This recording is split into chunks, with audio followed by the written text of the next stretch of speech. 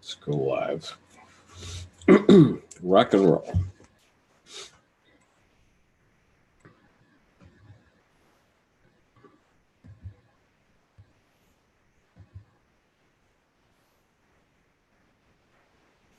Okay, we seem to be live.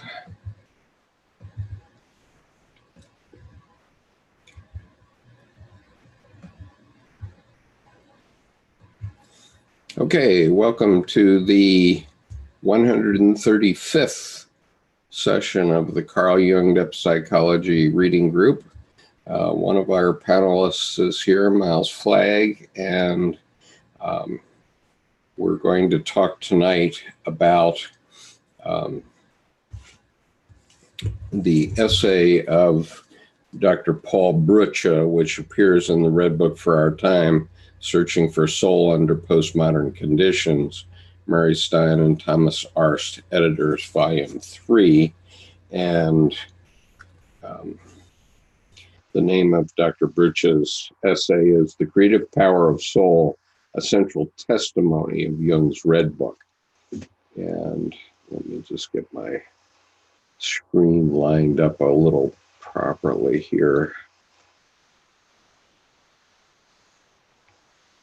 Okay. All right. And so we started to discuss this a couple of weeks ago, and then I got a little distracted last week about John 1 through 13, which you might want to go back and look at. But tonight we're going to start talking on page 40 of this book about the soul as an autonomous reality. Good evening, Jerome. Welcome. Nice to see you tonight. And so the first point about this is that one of the things that we recognize when we're in midlife is that we're not directing our own projects, that everything is being directed for us by another entity, which Dr. Jung came to refer to as the self. And we're really more or less the actor in a play, and that self is the director. And Dr. Jung points out a quote from Matthew 18:3, I am only the expression and symbol of the soul. And so on page 41, then, Dr. Jung is talking about the experience of the desert and the soul as an autonomous reality. And it's a melancholic doubting of all certainties. And so I can certainly say that in my lifetime, when I was 43 years old, I slipped on the ice at Marine Corps Base Quantico and broke my leg. And we'll talk a little bit more about that tonight, but I was certainly melancholic after that and basically had to reinvent myself because I was thinking of staying in the Marine Corps Reserve, at least for a career. And that was the end of that. And so anyway, we get to this midlife crisis point, and we start to question any skill and established knowledge that we have, and they're experienced as dry formulas and phrases. And I can certainly say about myself that started to happen to me long before the time I was 43. In fact, I went to law school and practiced law for 5 years. But as soon as I practiced law, I figured out very quickly that I didn't actually like the practice of law. And thank you, HMB. I appreciate your comment. I actually did it for 5 years, but after 3, I began to go to business school to get an MBA so that I could get out of it. And as soon as I had my MBA, I got myself a job that involved moving my entire family to Japan. And my business career really started from then. And I never looked back. I never really wanted to get involved in the law after that. I really detest the practice of law personally. And I've had to do it a few times for myself, as some of you know, but I don't really enjoy the practice of law. And so anyway, one of the things that Dr. Brutsche talks about here is that the Red Book gives us a vivid experience that the human being is founded in the autonomous imaginative soul. And it makes people receptive to a radically different and new discovery of oneself. And I can certainly say that that's what happened with me. And one of the things that I need to clarify here is that we're not talking about fantasy. Okay, we're talking about imagination. That means bringing an image to the fore. So in fantasy, you can conjure up anything you want in your mind and make yourself a little dream. But what active imagination is doing is actually experiencing what's going on in your psyche. It's not trying to project onto your psyche anything that it could control. In other words, active imagination, which is largely what the Red Book is, basically gives you an experience of what's going on inside you.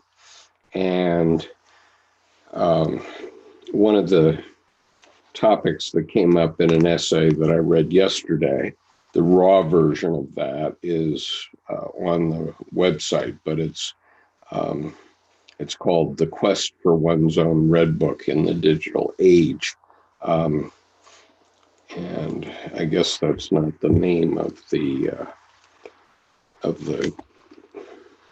video that I put up. But if you look at the most recent one, which shows I can show you the image of from the Red Book that I used for a thumbnail for that essay. It's a pretty important essay. I haven't cleaned it up yet. I need to edit it yet. But it's important because it's from Stephen Eisenstadt, and Stephen Eisenstadt was one of the founders of Pacifica Graduate Institute, which basically had its origins in the work of Dr. Jung. And he did that in the mid-70s, so long before the Red Book was even available. And let's see, where is that image? Oh, I have it here, but anyway, oh, there it is. Okay, I can show you the image. It doesn't really show on the thumbnail what it is, but I'm going to share it with you so you can see it clearly. Because in this image, there's a star at the center of it, but you can see the dragon is curled around it. And in the thumbnail, you don't really see the dragon very well. You have to pay attention to see the dragon.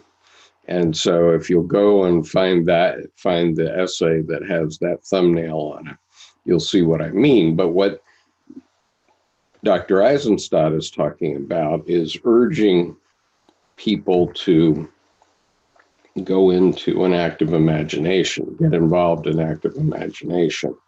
And I've personally blown hot and cold on that.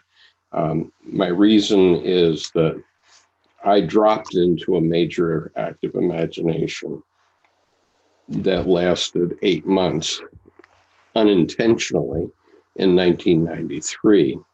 And I couldn't stop, but it was archetypal and it had to play through to the end. So whenever you're seized by an archetype, it's like hitting the play button on a jukebox. The archetype is going to play and it's not going to stop until it's finished. And that's what happened to me. And I did not know what was happening to me at that time. And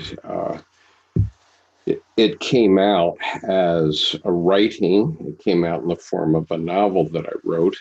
And I just thought I was writing a novel, and I put it in my drawer for 21 years.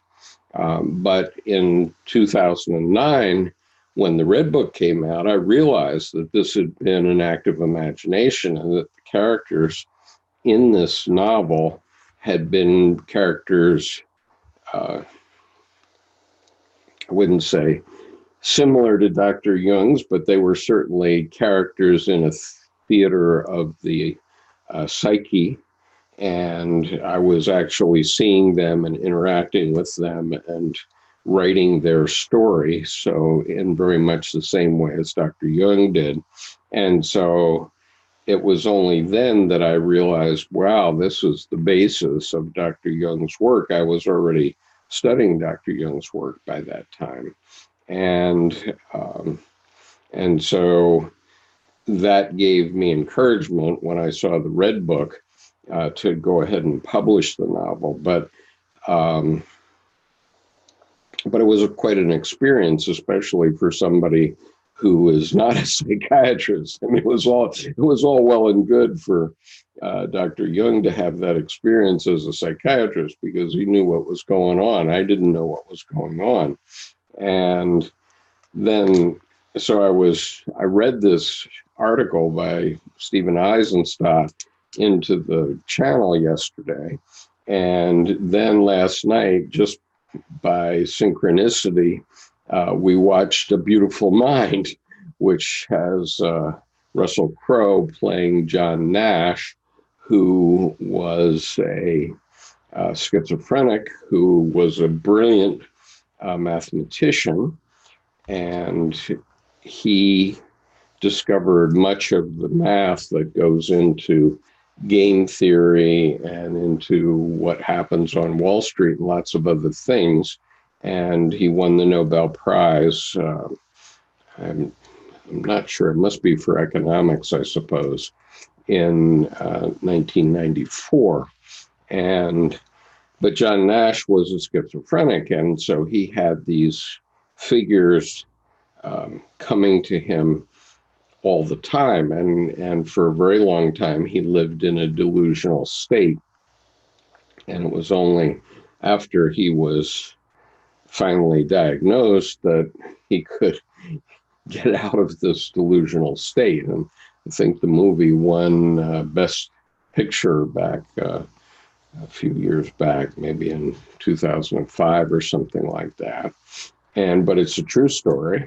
And so I'm saying to myself, here's Stephen Eisenstadt urging us to do active imagination. And yet here's these active imaginations that are done by a paranoid schizophrenic. And I really was sort of questioning whether I should be talking about that or leaving that essay on the line, even though Stephen Eisenstadt is a highly reputed Jungian analyst, obviously, and he's the chancellor of Pacific Graduate Institute. But then Murray Stein, who's one of the co-editors of this book, pointed me to another essay by Toshio Kawai, Let me just look. I'm going to read this essay probably tomorrow. Okay, it's Toshio Kawai, and it's From Internal to Open Psyche, Overcoming Modern Consciousness, which is chapter 7 of this book. And Dr. Kawai is about to be the president of the International Association of Analytical Psychology, I think it is. And so Murray Stein suggested that I read that essay, which I plan to do. And so I went back and looked at that. And what Dr. Kawai points out, and he has a very strong pedigree because his father was the first Jungian analyst in Japan, and he came to Zurich for training. His father came to Zurich for training in 1961, which was the year that Dr. Jung died. And he had a direct experience with Marie-Louise von Franz at that time. And Dr. Kawai said in his essay that when he went there, Marie-Louise said, well, you must be very impressed by the unconscious. And what he said about the Red Book is that what he was very impressed with was the consciousness that's in the Red Book. And so when we're talking about these things, what he's talking about is the ego. And so he was pointing out that Dr. Jung had a strong ego. So he was never really at risk in the way that John Nash was. And we've talked at length on this channel about the need for developing a strong ego, because the unconscious can deliver many crazy thoughts to your mind, and you have to have a strong enough ego to not only hear those thoughts, but decide which ones are good and which ones are baloney. And so, and that you should not follow. And you have to, as Christ said in 1 John 4:1, you have to test the spirits. And the point is that the self, which is a structure of the unconscious or of the psyche that has developed over literally billions of years. Dr. Jung used to call it the 2 million year old man, but it's really much older than that. But when the day you were born is the vintage of that 2 million year old man that you were issued. It doesn't change after you were born. And so the self doesn't have to live in the 21st century. It's living in the past and based on the experience of billions of years of life. But it's you that has to live in the 21st century. And so Dr. Kawai's point was about the Red Book and active imagination, I believe, that he was impressed by the Red Book that that there was a strong ego involved. And I guess now looking back on my own experience, I can say that I had a strong enough ego at that time, which was that even though I thought my novel was good, I basically put it in my drawer and didn't try to publish it very actively. And I wasn't afraid of just leaving it behind if necessary, because that novel contains certain shadow elements that I didn't think should come out in a big way into the public discourse. And at that time, I couldn't explain it. Today, I can explain it. Yes, those were shadow elements. And just because they're there doesn't mean that they're reflective of the way I am in my psyche today, especially. But but I do acknowledge that those were shadow elements that were coming up and expressing themselves through me. And, now I understand from Jungian psychology that that's something that's in all of us, but I didn't at the time. And so if you attempt to do active imagination, I would urge you to make sure your ego is engaged before you do it, because there's two streams coming from the unconscious, one on the good side and one on the evil side. And you need to be able to decide which is appropriate. And I can assure you that the ones that are on the evil side are pretty strong, and you have to be able to differentiate. So anyway, so I was conflicted yesterday after reading Dr. Eisenstadt's essay, which really said, yeah, go on doing active imagination for yourself. And especially then after seeing A Beautiful Mind and saying, wow, are we going to kick off psychoses in people? And so what I would urge you to do is, if you have any doubt, if you're experimenting with active imagination and you have any doubt about what's going on, you need to come up into your conscious mind and probably stay there. But you need to be able to differentiate between what's good and bad of what you see. And Dr. Jung was clearly able to do that during the actual Red Book period. So even though some people have said that he was having a psychotic incident at that time, Dr. Kawai said he doesn't believe that that's the case, that he had a strong ego and he was able to differentiate between what was true and what was not true. And hey, Skip, yeah, go ahead. Jerome. Jung did kind of wonder about himself, actually.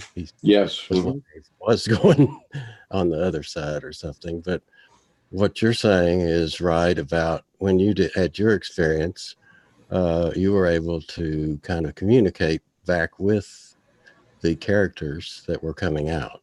Right. And that what's very important about the strong ego is that you approach the unconscious and you talk to it. Right. You go, what do you want? So you don't run from it, you face it and say, what do you want? But it is also very important to make sure that the ego is strong. As we said, a weak ego, it'll just capture you and you're gone. Mm-hmm. So you need to be very careful. And I hate to say this, but Jordan Peterson, and he's talking about getting out there and experiencing, and that's ego development. That's getting out there, experiencing. Right. It's not withdrawing. If you withdraw, you're not going anywhere except maybe further. So you need to balance these two things. Yes. And I agree entirely with getting out there. You have to get out there. You have to try things. You have to fail.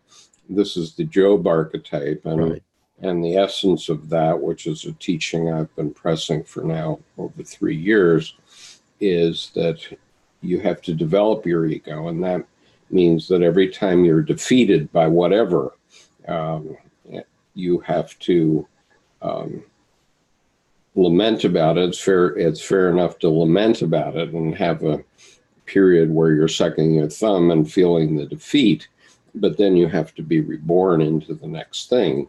And so, the big one for me that we've talked about tonight is my broken leg, which really just shut down my Marine Corps career.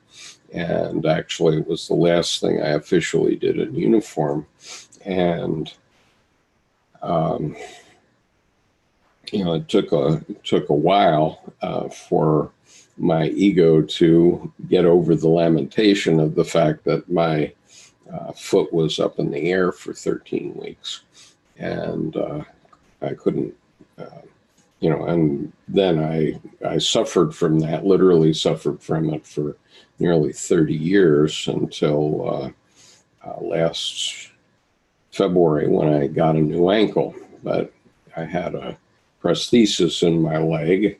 I have a new one now, but I had a prosthesis in my leg that wasn't very accommodating for 28 years, and it was quite painful at times. And but last year I was given a new ankle and another prosthesis like that, and now I don't have that pain anymore. So things have improved in that 28-year period. But it did make me doubt myself and wonder about what it was that I was about, because I was, at one point when I was a second lieutenant, I could do the double running of the obstacle course in 3 minutes, which was 100% performance. And, obviously I can't do that anymore. But anyway, such as it is. And so anyway, the point is that that active imagination, as Dr. Eisenstadt talked about, is a good thing to do. And I think it is a good thing to do, to get experience with your deep unconscious and to know that you are going to encounter beings in your unconscious that actually appear as human beings in one way or another, or they could appear as a snake or a rock or the ocean being alive. Those were some examples that he gave. But whatever it is, you can communicate with it, understand what it wants. We'll get into how Dr. Jung was negotiating with the devil himself.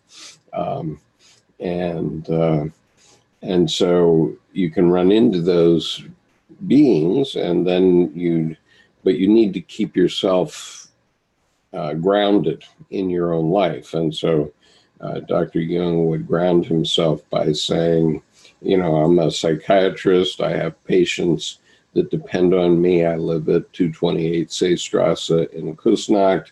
I have 5 children. They depend on me. My wife depends on me. And so on. So by repeating those things to himself, he was staying grounded and connected with his physical ego life.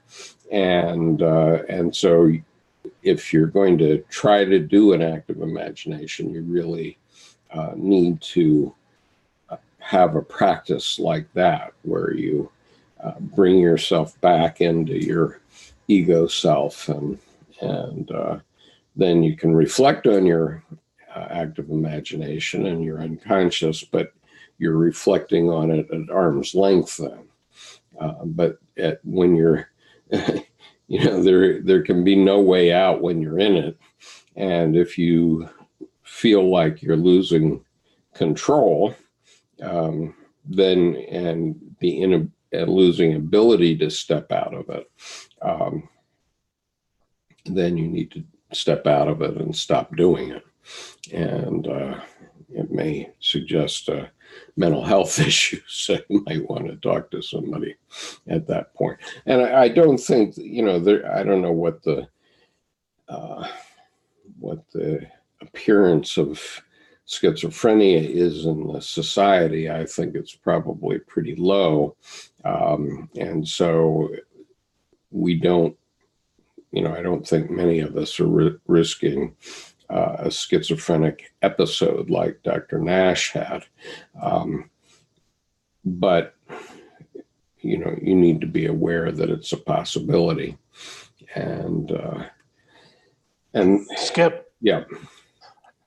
One of the things I'll just chip in with is that at one point, I think very early when I encountered you, I'm pretty sure it was a broadcast of yours talking about active imagination, and that unlike what you did was really take a deep dive into creating fiction You know, so I'm thinking, yeah, if you're going to create some crazy fiction like Stephen King, for example, you better have a powerful ego, because if that gets published, people may really question your sanity, right? Absolutely, absolutely. And by the way, I do think that that is what a lot of novelists do. I mean, I think that a lot of the great novels of all times have been written from that place. Okay, so it's not that it's so unusual. I mean, or writing a short story, or writing a poem, or painting a picture, or maybe even doing a modern dance, whatever it is that's creative, you can get into this unconscious space where the self is creating, actually physically creating through you. And when novelists or writers talk about writer's block, I think it's explicitly because they can't get back to that space. And so therefore they lose the flow of the creativity of the unconscious. And these articles are about the creativity of the soul, specifically the one we're talking about now, which is the creative power of the soul. And so a lot of creativity comes from that place. So there's nothing wrong with it per se. But at the same time, if you get to a point where you're blocked for some reason, you can't get back to it, then the answer is not to go to drugs or alcohol, because there are so many stories of creative people who have basically killed themselves through drugs or alcohol. I mean, this goes right up to Michael Jackson and many others that we know of, that we, Prince is an example, and many others who have gotten cut off from their creative power, and then they go off the deep end and become addicted. And obviously, if you lose your ability to stop taking alcohol or drugs, then you could just kill yourself instead of becoming a great artist. Right. And I think of some of the great rock and rollers. So many died. Like age 27 is a strange age where a lot of these very creative types end up overdosing. Janis Joplin is an example, and many others. But then there's these long-lived ones. I just watched a 2009 celebration produced by Tom Hanks at Madison Square Garden, celebrating the Rock and Roll Hall of Famers. And so there's some of these people who write these amazing pieces of really poetry set to rock and roll music. Right. And in spite of being exposed to the world of glamour and glitz and decadence, somehow, even though they had their trials and tribulations, they managed to get through it. Now some of these artists like Mick Jagger, Sting, and on they go. Just watch that documentary. They're in great health, because they're up there doing their stuff, and they're running around the stage still at age 75. Right, because they know how to deal with it, and also they know how to be connected with it.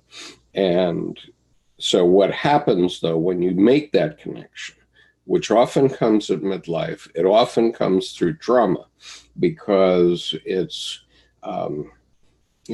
in this book that we were talking about a couple of weeks ago, Trauma and the Soul, by Donald Kalsched, he's talking about how the self-care system, which is your unconscious, will present you with some sort of creative activity and push it onto you, or do something creative with you, that you see that you have visions, and then you want to paint them out.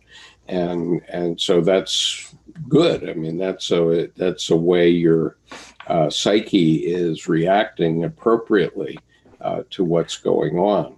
And what I just wanted to wrap up and say, as I started out, when you started talking about this concept of active imagination and that it could even be doodling, that's what I actually did. I sort of got into a flow state, and at some point in time, I'm going to share these doodles with people. Oh, cool.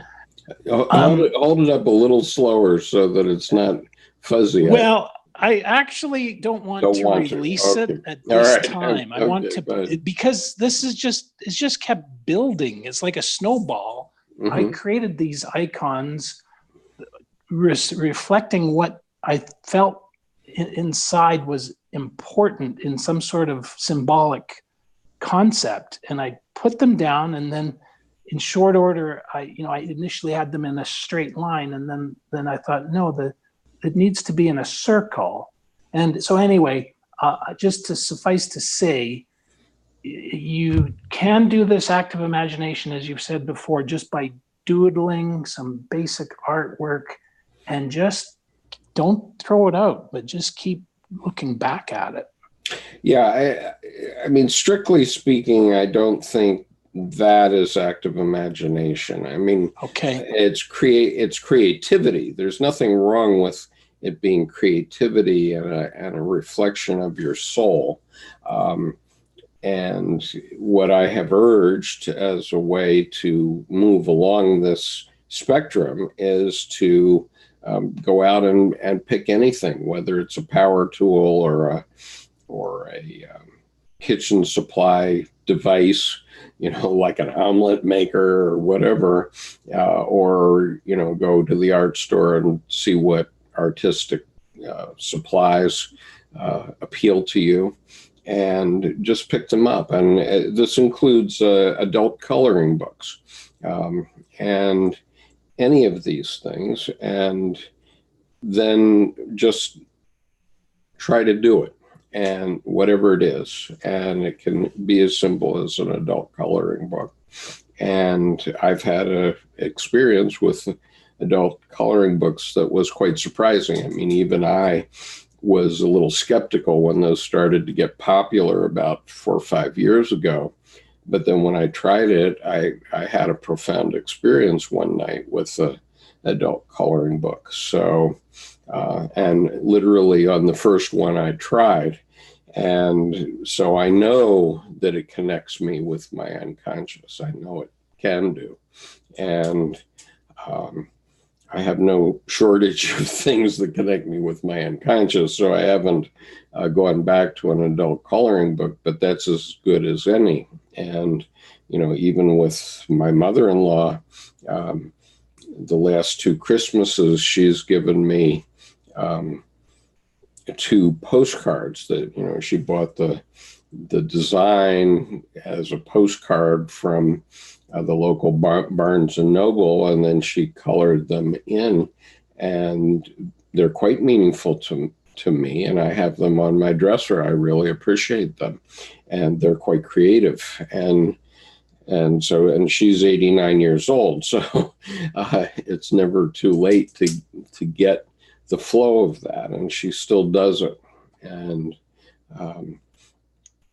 it can mean a lot to your mental health. And what Dr. Brutsche is pointing out here is that at the time that this typically happens at midlife, your former strengths and convictions just get wiped away, and it allows a reversal of perspective that you need for your further life. And so, I know a lot of men, especially Marines, who basically haven't been alive since they were on active duty. And, of course, you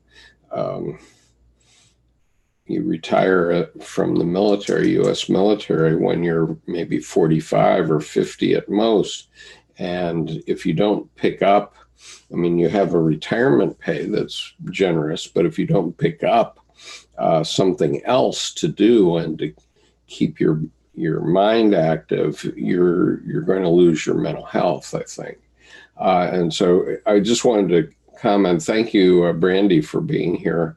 And this actually is the first week that is officially in the fourth year of this reading group. I actually started the reading group videos on June the 1st of 2016, but the first meeting we had where there was actually another person in the room with me was July 17th of 2016. So this is really the first of year 4 of this reading group, and so I'm very grateful for all of you that are here tonight. Right now we have 16 watching online, and we frequently get many more, and 16 translates to maybe through the course of the 2 hours we may have as many as 100 that check in during that time.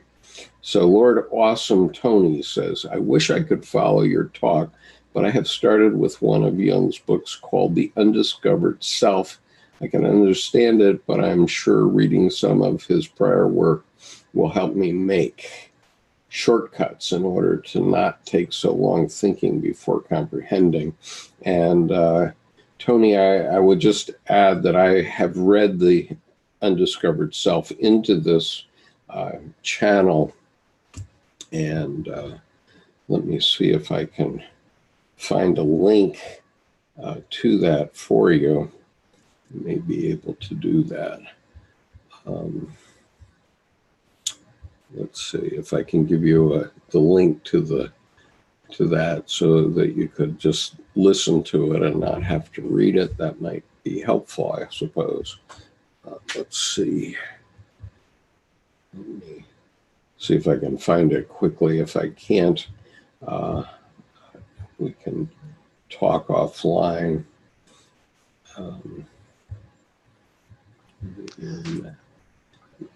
What do you think about people, if they're going to do some art or drawing or doodling, painting, that they just go back to maybe not really traumatic events, but those events in their life where they think it's a synchronicity, that it was an acausal coincidence? That's a very good idea. That's a very good idea, because I think that those events are numinous, and therefore they are connecting you to the unconscious. And let's see. And if you hold on to those and think back as to what happened at that time and what's happening to you today, is there something that you're finding is bridging in your life today as to why that's stuck in your memory for so long? Say your question again.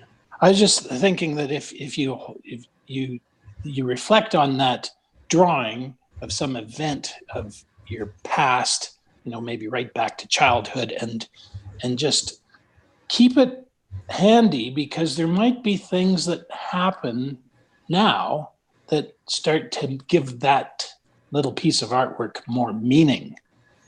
Yeah, I'm sure I'm sure by synchronicity that could definitely happen. And I've just added the link to the first of, there are actually 5 videos, because it took 5 sessions for me to read The Undiscovered Self into the YouTube channel, but I think they're connected, and if they're not connected, Tony, you can just in YouTube do a search on that, and you'll find the other 4 segments. But I just gave you the link to the first segment of that. And Sean says, I have a synchronicity picture to send me. So great. So now, okay. So another point that Dr. Brutsche is making here then is that one has an autonomous soul and is guided by it. So in other words, we're all guided by our unconscious. I mean, I don't know I didn't know 2 minutes ago what I'd be talking about now. I didn't know 3 minutes ago that I'd be searching for the undiscovered self for Tony. And I don't know what I'm going to be talking about 2 minutes from now. And that's the case for all of us. We are all directed by something that's unconscious to us. And I think that that's an important concept to have, because then you understand that you're being directed by something that's more powerful than your ego. And so anyway, let's see. PKR says, could it be said that synchronicity events are a sign that an individual is on the right track?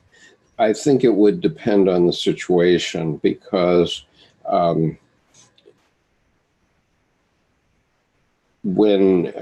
if I do a tarot reading, and I'm thinking of offering tarot readings to people in the YouTube channel, but I haven't decided to do it yet. But if you don't know, there's a whole playlist that I created with 18 videos that will train you to do your own tarot reading. And the way the tarot works is with synchronicity. In other words, as I've explained before, I could go into an auditorium with 1,000 people and throw the cards across the stage, not put them in any special layout or anything like that, and simply read them. Now, I'm a pretty good tarot reader, so I could read the cards, but I would have absolutely no clue what my reading meant to any of the 1,000 people, and every one of them would hear a different reading. And why is that? The reason is that your psyche has, let's call them some sore spots or some hooks, issues that you're thinking about right now that I have no idea what they are.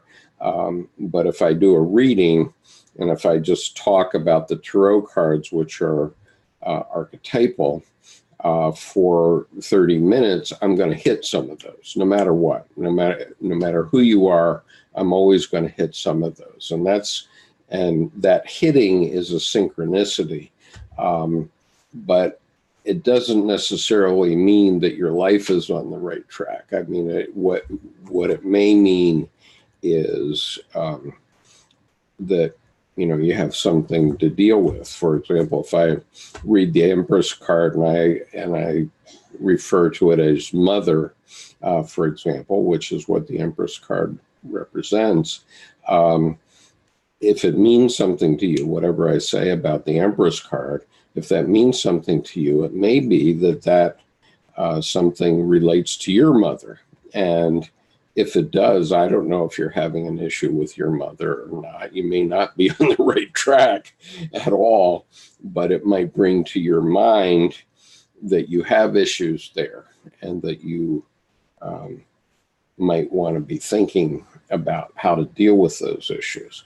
And so a synchronicity could also tell you that you're on the wrong track, literally.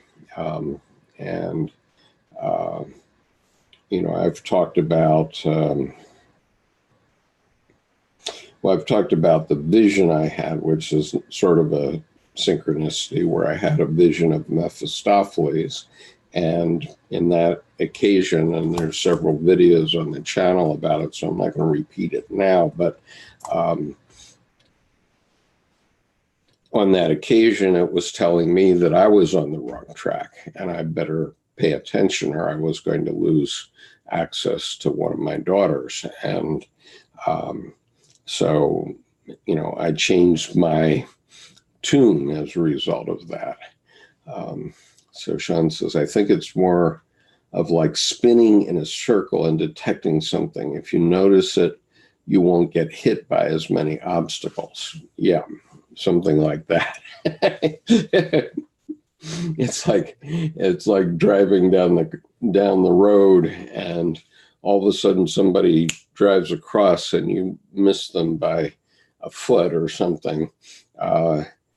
somehow your unconscious told you, and that's a synchronicity, and that might be numinous to you,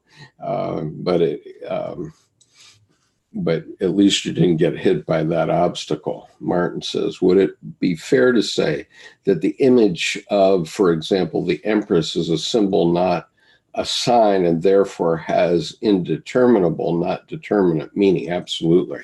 That's exactly what it means, Martin. In other words, all archetypes, when represented as archetypes, are symbolic, and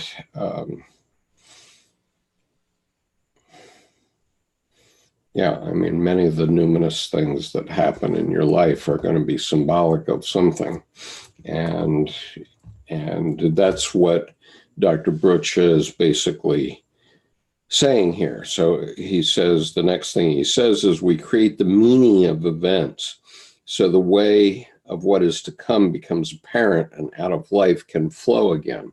And out of it, life can flow again. So I can say, okay, I was an arrogant SOB, and I was walking across the parking lot very self-importantly as a lieutenant colonel in the Marine Corps, and all of a sudden, bang, I'm down and I have my leg broken, and I can't even help myself because my foot was removed from my leg at that moment. That changes a lot of arrogance right there.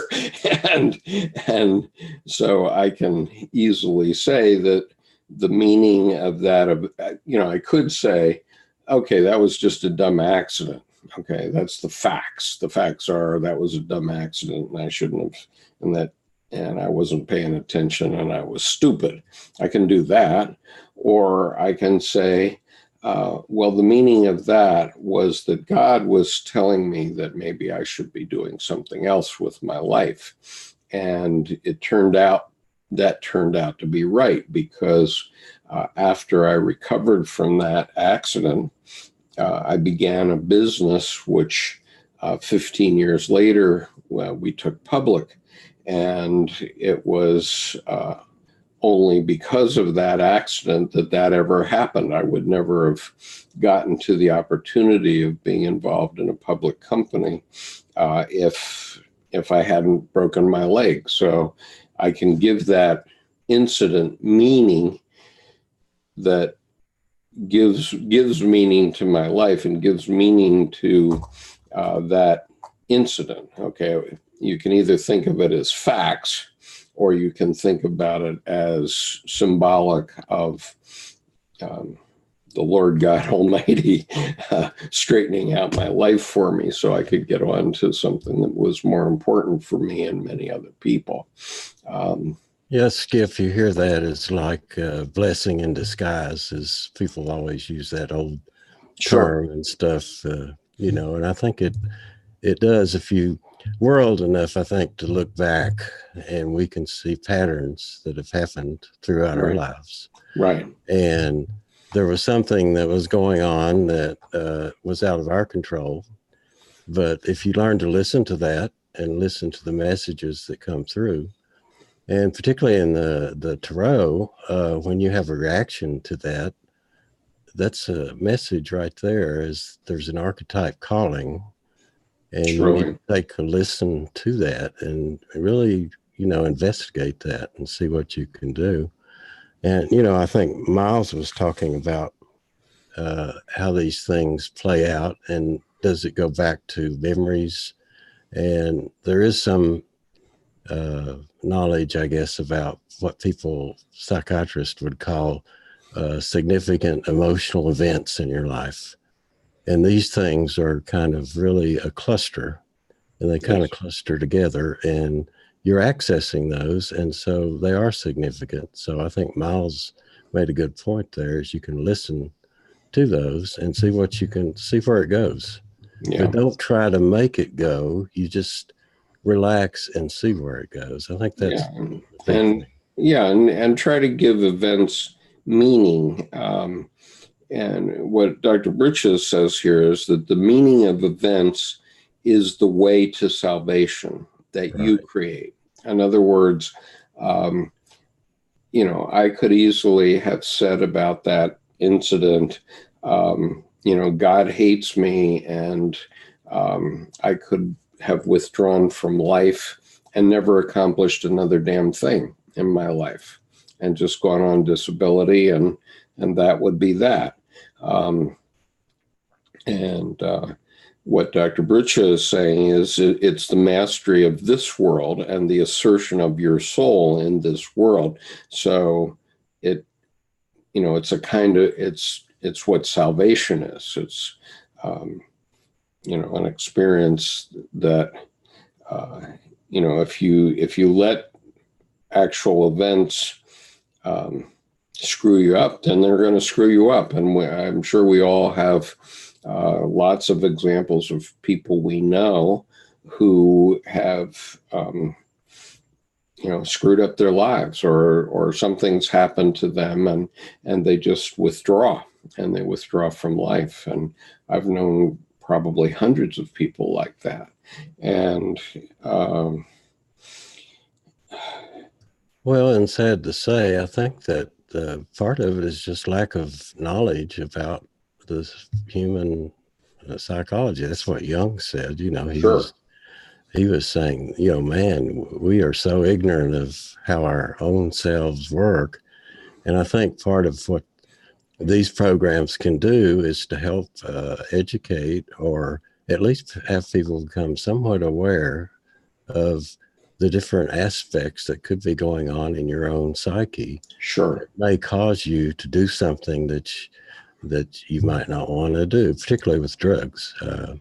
I'm very against using drugs for any kind of that type of thing, because that you can do it naturally just by meditation or taking yoga, or there's all sorts of things you can do without that. Right. And you know, so somebody like Jackson Pollock, who I like him as an artist very much, because I did have a numinous experience, which you can see on this channel, actually, because I caught it on video, but with Jackson Pollock. But his insight and his vision about his art came along at a time when we didn't understand this adequately, I think. I mean, and so by the time Dr. Jung's work was becoming more prominent in the United States, it was already too late for Jackson Pollock, and he died at age 44 in a car accident in which he killed a couple of women as well. And so Are You For PKR says, thanks, Skip. I've only noticed synchronicity during positive periods of my life, perhaps because my perception has been too clouded during negative periods. That may be true. And, you know, the famous story that Dr. Jung told was of a man who was a mountain climber, friend of his in Zurich, who shouted across the street one day that he had had a dream of falling off the mountain. And Dr. Jung said, well, you better stop mountain climbing. And he didn't. And 3 months later, he stepped off a mountain and killed himself and his climbing partner, because his climbing partner was roped to him, and they both went down. And so, you know, if you get too full of yourself, okay, I mean, obviously, what I'm saying is that I was very full of myself at the time that I broke my leg. And if you're too full of yourself and not conscious, not mindful of what you're doing at a given time, you know, you can easily have an accident, and it can be yourself that's not yourself, but yourself that's causing that, that's telling you you need to change what you're doing. And that's, you know, that's the meaning that I'm giving that experience. So Sean says, I think that the precursor to synchronicity is a sort of sobriety to chaos internally. by becoming more humble and open, you have more room to see. I agree with that entirely. A mind is like a parachute. It doesn't work if it is not open. Yeah, quite so. Magnus says, what might be a reason that synchronistic events of great interconnection and very uncanny in nature could appear so real and so charged and yet lead to a dead end and self-deception possibly. Well, they can lead to a self-deception. And, what this frequently happens with men is that they get taken away by their anima by some woman. And so I did go back and look for my mother's picture. Okay, so this is my anima. And this is my mother in her senior in high school picture when she was 18. And obviously she's quite lovely. And that image basically imprinted itself on my psyche, 70 years ago or so. And so every time I meet a woman like that basically has long brown hair, doesn't hurt if she's wearing a cashmere blue sweater and has pearls, but the long black brown hair and the dark eyes are the main thing that take me away. And when I see a woman like that, which includes my current wife, who I've been married to for a very long time now, 30 years, if I just meet a woman like that, my anima says, that's the woman for you. And unfortunately, if you're already married, that's not necessarily a good answer. And it turned out to be a good answer for me, but it had costs. And so it can be very painful to follow that impulse of the anima, seeing an anima and saying, oh, I want to be with that woman. And, the cost to me was that I missed the growing up years with my daughters, which was a terrific and painful loss for me. But on the other hand, because I stayed close to both my daughters and my ex-wife, at this point in time where my youngest daughter is 39 now, my relationship with my daughters are just as good as I could imagine if I had been with them during their growing up years. So in my case, it worked out for me. But, I do know of many others who have changed from woman to woman to woman and not found happiness because they get drawn off on an anima chase that's not necessarily healthy. And so, that can be a self-deception too, if you happen to follow an anima figure who is not the right person for you.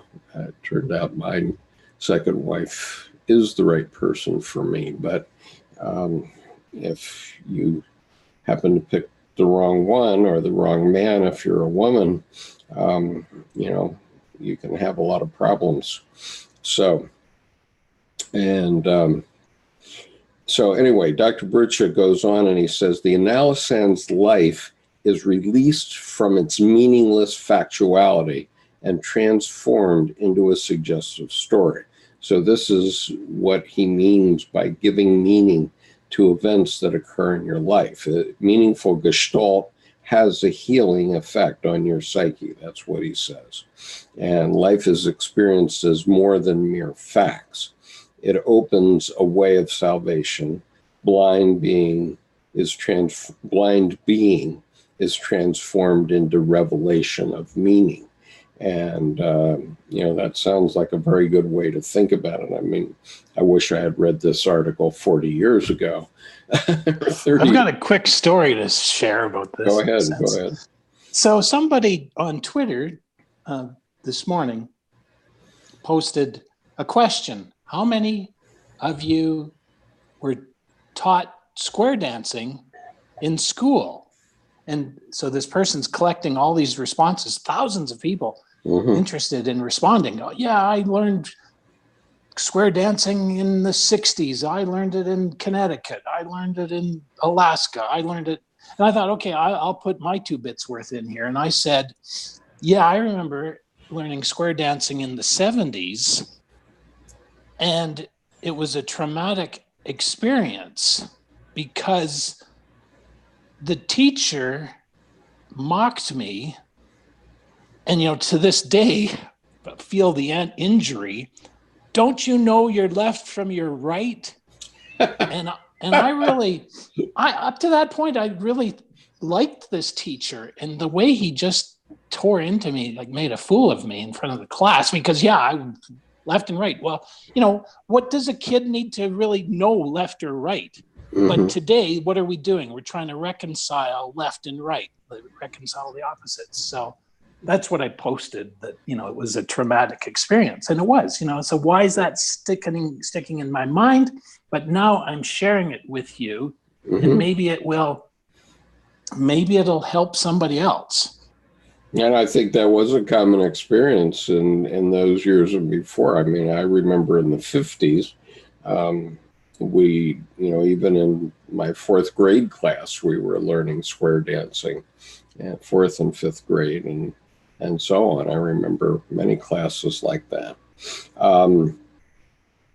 But anyway, what happens to you is that the archetypal forms of the soul allow you to enter into a personal dialogue supported by your inner intuition. And this is where I'm kind of blind, as Jerome knows. And I don't know how you instigate intuition. Maybe Jerome can help us with this. Because, I certainly can enter into a personal dialogue with my inner intuition. But what do you think about someone who's out on the S scale, Jerome? What do you think about that? Well, as far as the S scale, the opposite of S, of course, is the intuition scale. So sure, it depends, it's a scale. So it can vary. You can also move back and forth a little bit. But to access, if you are a high S, you can still be creative. Yeah, you can be creative, but do you think it's easy to have this dialogue that he's talking about here?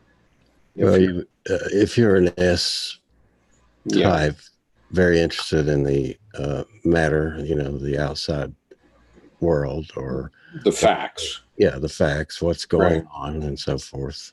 In the phenomenal world, the intuition comes from the non-phenomenal world. So sure, that's getting that access. So the best thing, again, I would just go with meditation to try to access that if you want to. So do you think S people, sensing people, would be willing to try meditation, would sit still for it? It's very difficult. I've known some people like that. It's interesting that on the other side, the intuitive side, since we're both intuitive, it's hard for us to get out to the S side. So we really have to make an effort sometimes. Yeah, I mean, that's my problem, that I'm blind. Yeah. In other words, we have to I have to anyway, consciously be grounded. I have to get myself grounded.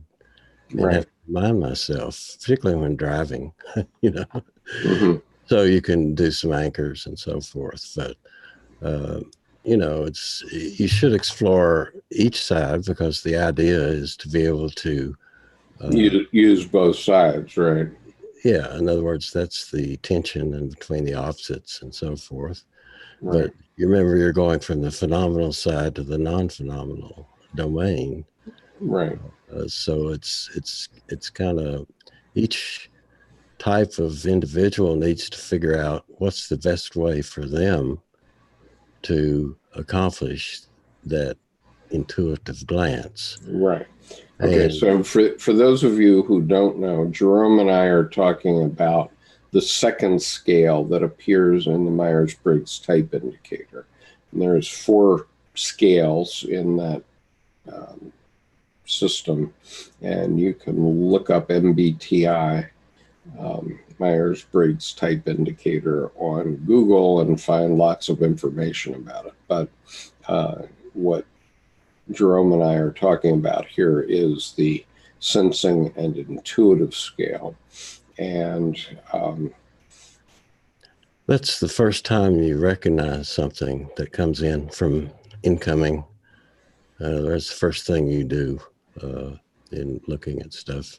Now, you may look at it from an introverted standpoint or an extroverted standpoint, but the first things coming in, sense-wise, you're going to make a decision based on whether you see it from a sensing point of view or you get an intuitive hunch about that particular aspect.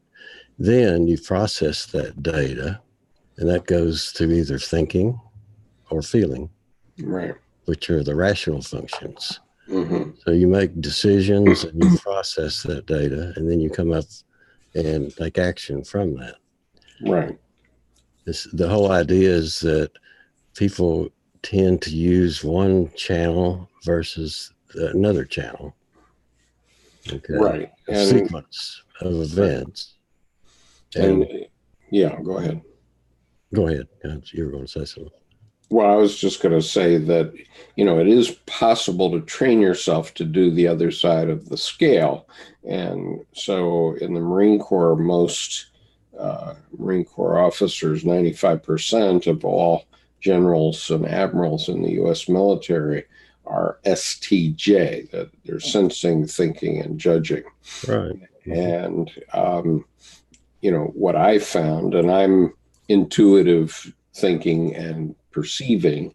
And so my natural way of being is quite different from the average military officer, although I found that the officers that get to the top ranks, the 4-star generals, most of the 3-star generals and admirals, are men who are more intuitive and perhaps more perceiving. I can't say on that, but certainly more intuitive. And I would include within that Larry Mattis and Colin Powell as an example of people who are more intuitive. And I know how mine was developed because I was raised in the military, and therefore I moved many times. I went to 13 schools in 17 years. And so my environment was changing very often. And I learned to not jump in the fray and be very outgoing and so on, so very introverted. And so it always took a long time for people to get to know me. They tend to like me pretty well when they've known me for 6 to 10 months, but in the first few months, they don't necessarily react to me very well, or they didn't in that military environment anyway. But I also found that when I put my uniform on, after I was properly trained as a Marine Corps officer, then I could be STJ. And so I could assume that persona. But it was not my natural persona. That's the point. Do you think there's any neuroticism involved in that in terms of tension or stress because of that? Well, I don't tend to get very stressed out, so yeah, I don't. there's something called that you're running against your natural type. And Right. the importance of Myers-Briggs is to try to figure out what is your natural predisposition of type, of which one is the most efficient, in other words, what's most natural to you. Yeah. And Susan Cain, I don't know if you've heard of her, she talks about introverts and what's happening and how mistyping is a big problem, particularly in this country, because if you're, particularly for introverts, because we're in an extroverted country, and we also like to go with the S-type behaviors in terms of teaching that particular logic and control and so forth. So it's very hard for an intuitive or introvert to do that without being under some type of stress. Right. And so Magnus says, I am an INFP, perhaps one of the hardest types to employ in the workforce. Laugh out loud. Yeah, that may be true, Magnus. Okay. So I would ask him, what would he want to do in terms to get employed in the workforce? So. Yeah, I mean, you have to learn the behaviors that people are expecting, obviously. Well, I think we have to be realistic in terms of the place that we're in and where we're living and what's available in the workforce. I mean, unfortunately, that's the facts in terms of, if you want to survive and thrive, there's one way to do it, or you can just completely, I guess, see Miles on the screen there. Hey, Miles. Oh, hi. Sorry. I got to mute. And then there's he didn't disappear though on my screen. RU4PKR says INTP here, not military, but moved 9 times in youth. And so I'm INTP, and so I think that's a direct result of all those moves, and it seems your experience is tracking mine. And maybe it is true that a YouTube channel like this tends to attract more introverts and more intuitive types. I can't say for sure, but I know. Well, I would say this from a Jungian standpoint, it's almost an introverted type of psychology. If you kind of look at it from that aspect, is because that's what we're talking about. Is the aspect. And of course, when we're talking about active imagination, that's obviously a very introverted thing to do. And then if you want to go over and talk about cognitive behavior therapy with the Verakis and the Petersons, then you're in a different domain. Right. So. Magnus says, I'm employed, but corporate America is not a natural for me. I never feel entirely comfortable.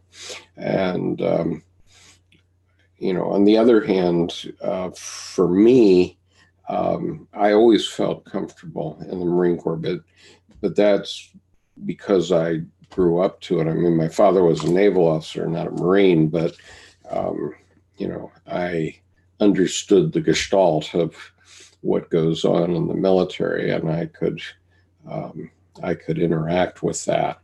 And so it was, quite comfortable for me, in fact, because I knew what to expect from all those guys. And in fact, very few things happen that are unexpected, because even those that are like us, that are introverted intuitives, are trained to behave in a certain way in a certain situation. And so you don't get many surprises in the Marine Corps, very few. I mean, I did have one when I was going to Vietnam. I was assigned as airplane commander on a commercial jet that was flying out of Norton Air Force Base. And I had a unit of 165 Marines that I was responsible for to get from Norton to Okinawa, which was the first stop on our trip to Vietnam. And we got on the plane, and as the plane was on the runway first for takeoff, one of the young Marines started to scream and yell and shout and act out in the back of the airplane. And he was my responsibility because he was part of my unit. And so he just didn't want to go to Vietnam, and he's probably, neither did the other 164 of us, but he lost it. And so I had to literally drop him out of the front door of the airplane, and we had another Marine that was waiting for standby to go back to Vietnam. Go figure. So he comes running out of the terminal and threw his sea bag up into the airplane, and away we went. But so sometimes there is acting out, but actually I never saw that in Vietnam. People did what they were expected to do, regardless of their personality types. And at that time, I didn't know anything about that. So, Well, there also have been studies that I've seen that where the military type, I don't want to call them brats, but that's what they call the ones growing up, and you have the depth. You mean breadth. Navy juniors? Yeah. Well, you have the depth and the breadth of experience, and they have found that those types are very creative leaders. Mm-hmm. Because I taught creative leadership for a long time, and the most creative were the types that had that type of depth and breadth of experience. You get to different situations and social, you really experience a whole range of things that maybe other people would not do if they just stayed in one place. Yeah. Well, there's a codicil to my story, which was that there were 3 majors that were assigned to that group of Marines that were going to Vietnam. And they were given the front seats, in the front 3 seats on the left side of the airplane. And but they were under me at that moment. I was a first lieutenant, but because I was the airplane commander, it was my responsibility to take care of everyone in that cabin. And so when this young man acted out in the back of the airplane, this major started to get up in a very officious way because he was a senior officer.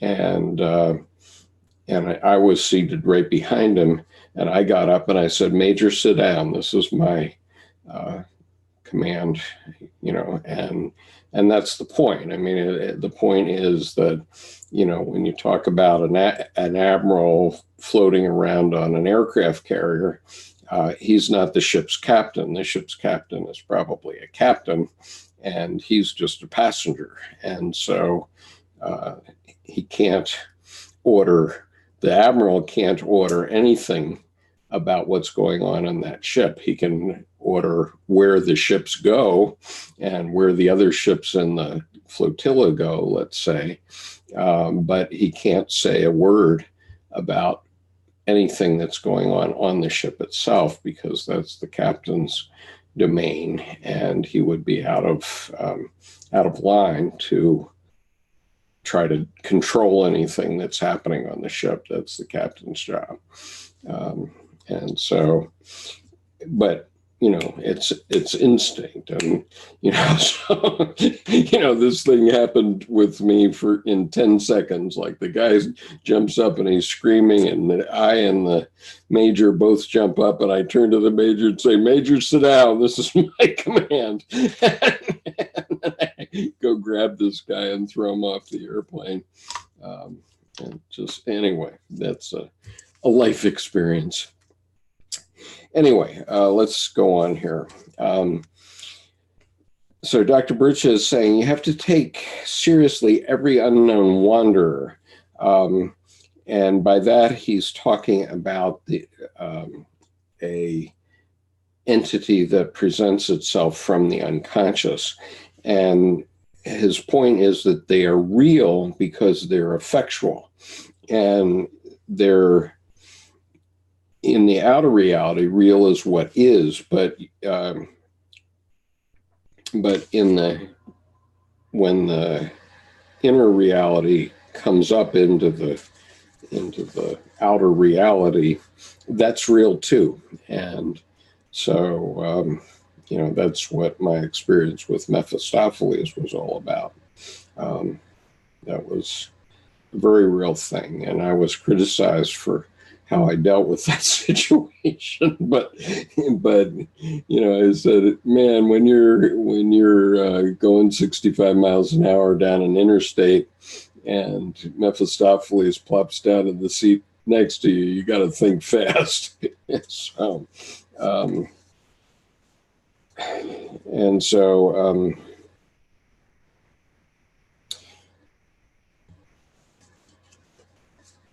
one of the things he urges is existential humility, and that is to acknowledge your dependence upon others, and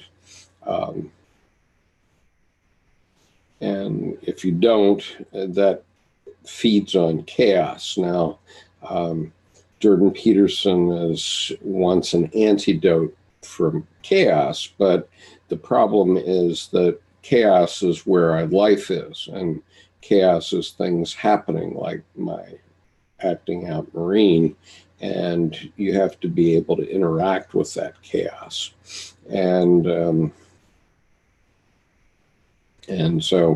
But Dr. Brutsche's point is that you have to marry the order to the chaos so that you produce the divine child, the religious experience, which then tells you what life is really about.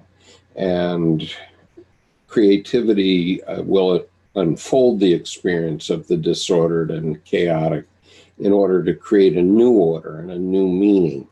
And so in terms of that particular incident, it gave me more confidence in myself as a young Marine lieutenant as I'm going to Vietnam, because I knew that I could get away with giving a command to a major and get away with it. So you also have to give space to the meaningless, and meaningless ideas have to be allowed. And so not every idea that one gets from the unconscious is engraved with gold. And Skip, yeah, there's a word that I think of today that goes somewhat along with synchronicity, and that is epiphany. And I've had epiphanies, such as one time listening to an economics professor named Stephen Resnick, who just mentioned in his economics course something about Hegel. Mm-hmm. This is before I knew about you and Jung. Mm-hmm. But anyhow, he said that Hegel stated back in the 18th century that every experience, every learning, every relationship, every encounter, if we are able to sort of take the 50,000 foot view down upon everything, it points to some truth, or the truth, whichever we might want to parse that to be. But anyway, so that was an epiphany to me. Now, I would say, though, that I've also had epiphanies in church. I've had epiphanies by reading the New Testament myself. And I'd just say, though, that you got to always remember there might be another epiphany around the corner that will modify the first epiphany. So I was just wondering if there's any discussion about that word. Well, that's definitely true. And that's an aha moment, right? And, that's what happened with me last week with Bishop Barron's comment about how he's running up and down the West Coast. He's, giving all these talks to people about the logos of the Catholic Church, and he and his fellow bishops are losing 6 Catholics for every one they gain. And I said, whoa, that's a going out of business sale. And so I just, and he's relying on the word, which is what the logos is, right? And so they've been arguing people into the church for many years, right? And so I said, well, I wonder what that logos really says in the Bible. So I went back and pulled it out, and all of a sudden I said, wait a minute, that's not what this passage says at all. It says, yes, in the beginning was the word. So I was thinking, well, maybe we ought to think about what happens after the beginning. Maybe that's the problem. And so that's what I was looking for. But then when I actually read the passage up through verse 13, I say, holy cow, this is about light. This is about the light, and not about the word at all. That whole passage is about the light coming into the world in life, okay, which is the entrance of Jesus Christ. But Jesus Christ wasn't a word. Jesus Christ was a life and a light that was coming into the world in the form of, he was spreading the light by means of words, but it was light that was coming into the world, not words, And I'll just add another thing for people to be aware of, such as the example you point out, where if you don't read far enough, you don't get the total context. Right. And people should read the Lord's Prayer in its fullness, because now I'm not an expert on it. I'm not a theologian, but it was pointed out to me by some people who are, that if you read the entire Lord's Prayer, you'll actually be pretty unsettled and feeling a little shaky. Anyway, right. But it's important to read and not just park on the first epiphany, because there's going to be another epiphany and then one after that. Sure. And we're always looking for the supreme meaning and the symbolic reality. So Dr. Brutsche here was talking about how these captive Jews in German prison camps during World War II kept themselves going by doing, they did plays and performances. And the point is, they redeemed themselves from the pressure of mere existence, because otherwise they were just animals that were being forced to do certain functions around these camps that were pretty awful, obviously. And but by holding themselves together and pointing to a supreme meaning, they were able to survive. But I think this is what Viktor Frankl said in his book, among others. And, actually, I think it's probably what Solzhenitsyn said about the Gulag archipelago, that you had to have something to hold on to. And so anyway, Dr. Brutsche is saying that children demonstrate soul relies on meaning creating expression. Things are not only what they were made for.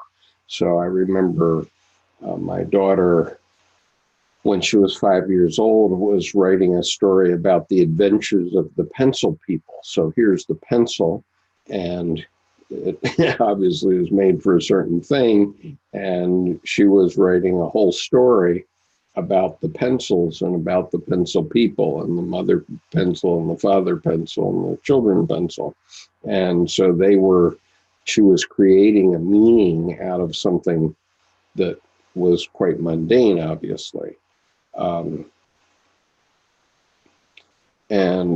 Dr. Brutsche is saying it's not a specific inner meaning per se, it's an ad hoc meaning mediating between things found in the world and images of the soul. So, at 5 years old, she's probably not figuring out that this is an image of her soul, but it's obviously, she's trying to create meaning, which was the right thing to do. And it's divine because it's numinous, magical, and miraculous in character. So, well, it was coming from the soul, so to speak. The inner was right. coming through to the outer. Mm-hmm. The problem is we end up stopping the inner from getting to the outer, and we Right. concentrate on the outer. So Right. that's what we're looking. Right. And so Magnus says, word become flesh equals fully clothed with meaning fully manifested. Um, yes, but still the fully clothed and fully manifested, we're all fully clothed and fully manifested, but obviously in the life of Jesus Christ, he was symbolic of something that was much deeper and much more significant than simply his clothing or his physical being. And, you know, this is what John the Baptist was referring to, I think. And so, anyway, these this becomes a mediator of life, the way, the bridge, and the going across. So we've, you know, anybody that's been brought up in any religion, presumably, I don't know about all of them, but in the ones that I know about, obviously there's a movement of meaning, and it always wants a new birth and a new meaning. And sometimes that birth is not positive. I mean, if the meaning of your religion is that you should kill people by committing suicide yourself, that's not a very good new birth. And it's sort of the end of things, right? And so anyway, it goes on. People atrophy mentally and physically in an environment that offers no creative space. And so we have to be creative in some way. And, you know, that creativity can be anything.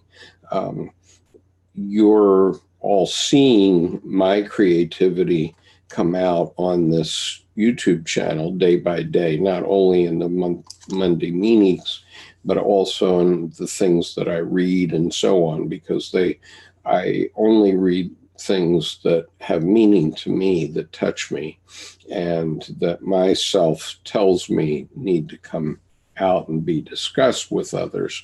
And so that there's a bridge that's going across between myself and the YouTube channel, where I'm picking things that myself says is important.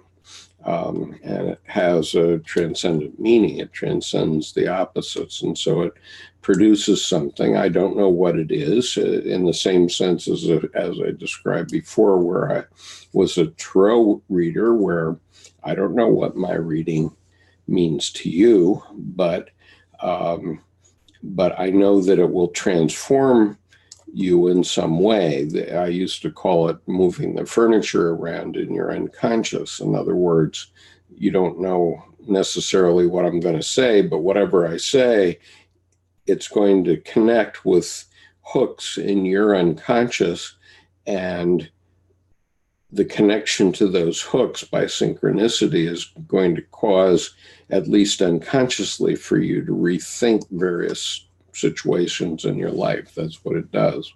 And so it transcends the relationship between the reader and the person asking for the reading, because it produces still another meaning that's beyond the meaning of the actual reading, the words of the reading.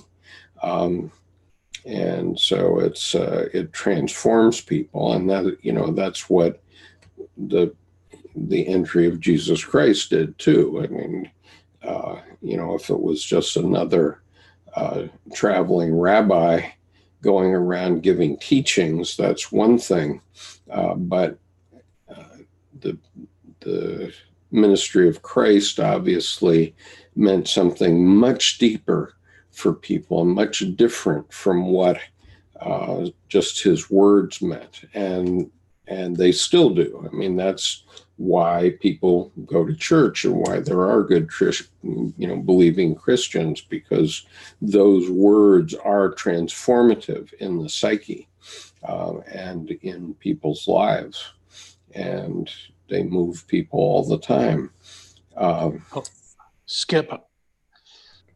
I just like to complete the thought, that you started with about John 1:1. In the beginning was the Word, but you have to read on to find light and life. Mm-hmm. Similarly, the Lord's Prayer, just to complete that situation, most people end on verse 13 if you're following Matthew chapter 6. First of all, it says, don't actually pray out in public. And then, then there is the Lord's Prayer that we're all familiar with, which we often see being done so in that's public. in Matthew 6, what? Matthew 6. I'm in the NIV. Okay. And most people end at verse 13, which ends with, and lead us not into temptation, but deliver us from the evil one. However, this is the next verse 14, everyone should contemplate about, because it says, for if you forgive other people when they sin against you, your heavenly Father will also forgive you. But if you do not forgive others their sins, your Father will not forgive your sins. Mm-hmm. And this is where there are theologians that say what we have to realize is the Lord's Prayer was before the cross, when indeed living a perfect life like Jesus Christ did in abeyance to 613 various types of laws is an impossible task. Anyway, very important to, just make sure you go far enough. I'd also mention that Edward Edinger makes the point, and I did a few videos on this, so you can look up Lord's Prayer on the YouTube channel. But his point is that the Lord's Prayer is actually 7 petitions to your unconscious. Okay, so it's not to somebody up there in the ether, but it's actually 7 petitions to your unconscious. And that's interesting, because if you again read the first part, the first verses, be careful not to practice your righteousness in front of others to be seen by them. If you do, you will have no reward from your Father in heaven. So yeah, Edinger is saying it's a petition, but maybe you should best do it for yourself and not in public, lest somebody call you a hypocrite, because I haven't forgiven everybody. You just heard me diss my teacher for ridiculing me, mocking me for not knowing left from right. Anyway. Right. Well, I've certainly seen a lot of Marine Corps sergeants criticize recruits for not knowing left from right. Was that teacher a man teacher or a woman teacher?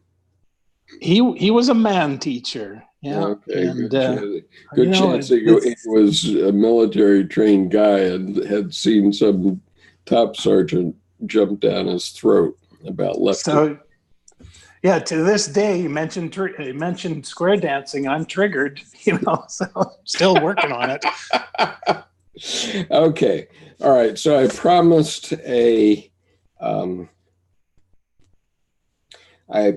an exegesis here on Calvinism.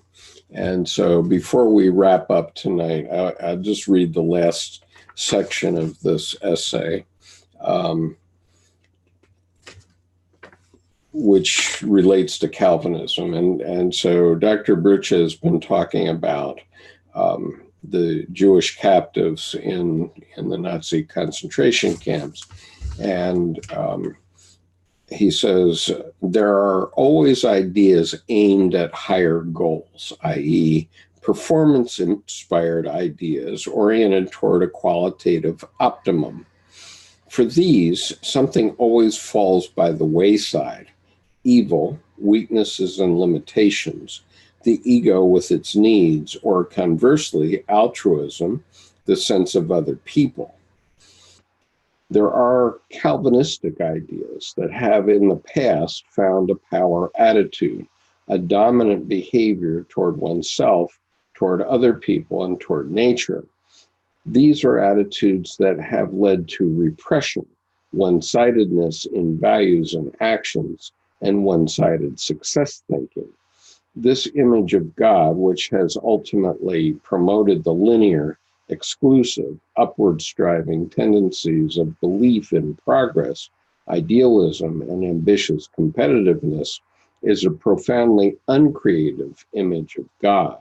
It is an image of God that has promoted the adult will, and the masculine heroic self-conquest, and has suppressed childlike play and the feminine.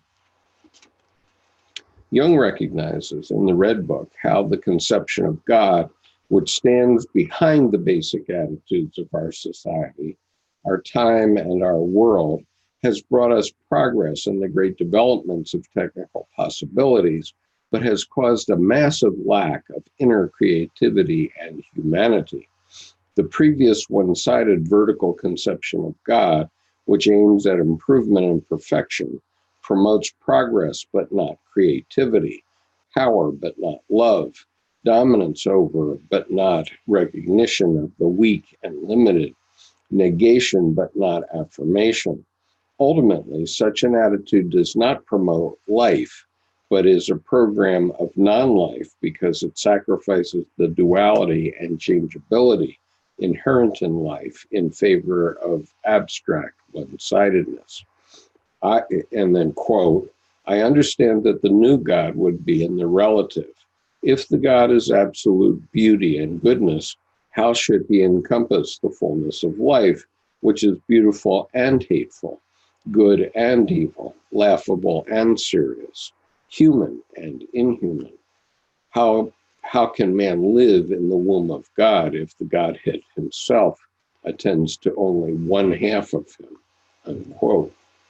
The new image of God that Jung exposes in the Red Book is determined by opposites that can coexist and complement each other. It is an image of God that integrates opposing qualities in itself.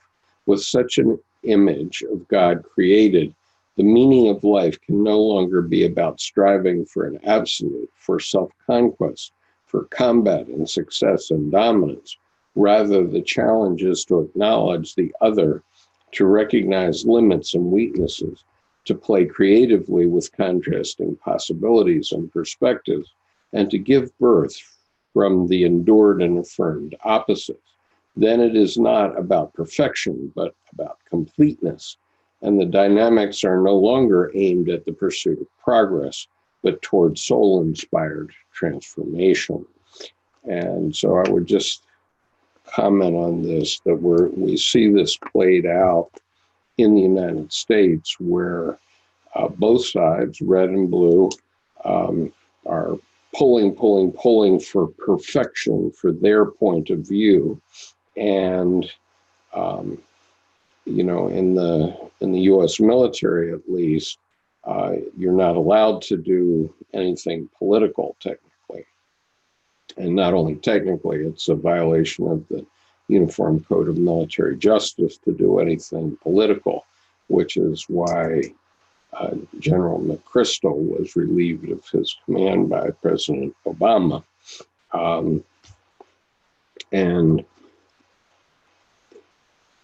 When I was in Vietnam, I never once thought about whether the guy next to me on either side was a Republican or a Democrat, or whether he agreed with me politically or not. We were both Americans. And it was at a time when there were serious issues in the civil rights movement, and there were issues in the Marine Corps too, by and against Black Marines at that time. And the Commandant of the Marine Corps very rightly came down and issued an order saying that all Marines are green, and that's the end of it. And, that was an order in the Marine Corps, and thereafter, I didn't see a lot of hassling about it.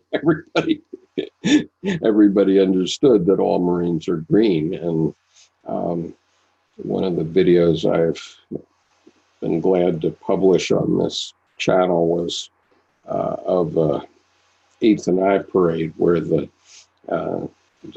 sergeant major at Marine Barracks, Washington, is a black woman Marine master gunnery sergeant. And there's a very powerful sequence in that video. If you go find it, you can find it in the thumbnails. But the Marine Corps, right from that time, and as far as I ever knew since then, just made Marines green.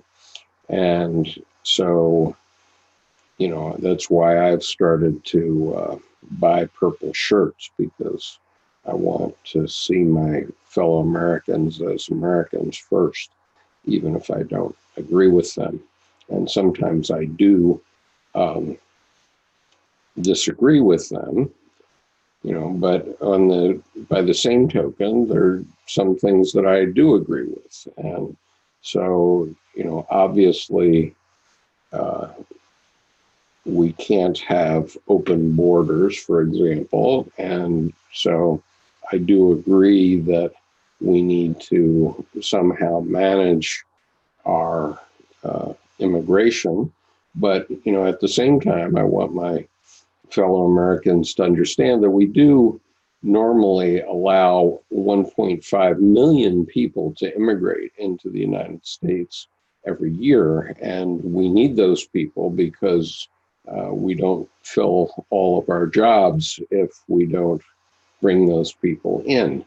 And so, there's a reason to do that.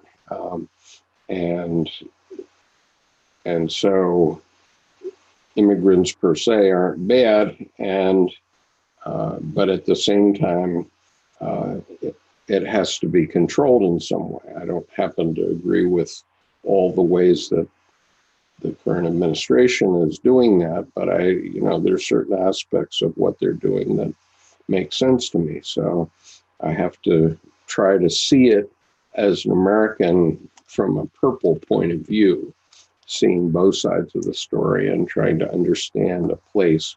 Thank you, Jay, for your super chat. That's very much appreciated. So I'm looking forward to a day in the future where we as Americans can see one another as purple and not blue or red. And, honestly, when we go out in society, no matter where we live in the country, we live pretty well. Americans live overall pretty well, and we live peacefully with one another. I mean, the cable channels will hype some shooting someplace, but these are aberrations rather than the reality of everyday life in America. And so we need to start understanding that that everyday life in America is pretty good, and that maybe we need to understand our brethren a bit better. Doesn't change how we might vote in the end, but we can at least give our brethren the benefit of the doubt. I never think about whether people are Republican or Democrat when I'm traveling through the South or through the Midwest or any other place. That's just a little homily of mine. Anything else? We should be wrapping up here fairly soon. So anything else you'd like to say, Jerome? Well, I appreciate the reading, because it really drives home the point about perfection versus cooperation and wholeness. is the goal. It's not perfection. And you need to give up on that right now because you'll never be perfect. I guarantee.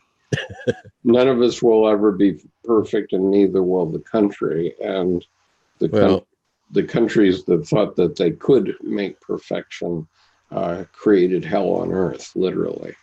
Yeah, and we need, we need both sides, but we need to figure out how to manage that somehow. I don't know how myself, but at least we can open the discussion for how do you fix this thing, if you can fix it, or will it fix itself eventually? You know how things sometimes fix themselves, but right.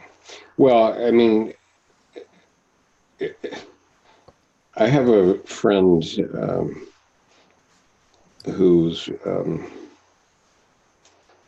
name is Sheldon Solomon. He's a professor at Skidmore College. And years ago, when I was writing my book called Tsunami of Blood, he said he had a simple solution for Iraq, which was, instead of bombing Iraqis, we should just drop bags of money.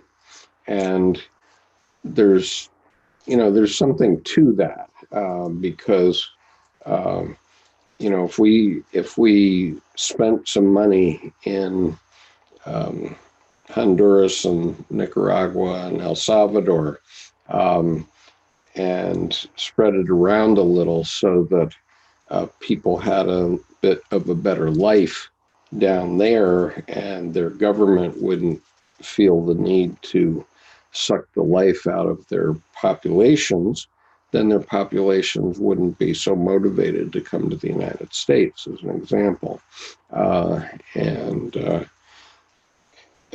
so, we had, according to our administration, we had enough money, $1.5 trillion, that we could give to the wealthy in this country, contrary to their political campaigns, where they were going to be very scrupulous about the money they spent. But if we have $1.5 trillion for additional money for the wealthy, so that they can have another never enough 65-foot motor yacht, then maybe we could have enough money to spread it around a little bit in some of these Latin America and Central American countries in a way that would be creative enough to make fewer people come to the United States. I don't think we want to stop immigration entirely, because I know that there are a lot of fruit farms in Michigan that wouldn't get picked in the fall, but we can certainly control the inflow by doing something like that, rather than doing things that we're doing now that I think a lot of Americans are offended by. Yeah, I don't think they have what I would call a holistic plan about anything. It's just all piecemeal. And so they can't really put together what the cause is and what the solution is. For instance, the coal miners were promised that because they would stop doing some of the mining, that they would be compensated by the United States government. Mm-hmm. And that never happened. They never followed up on that.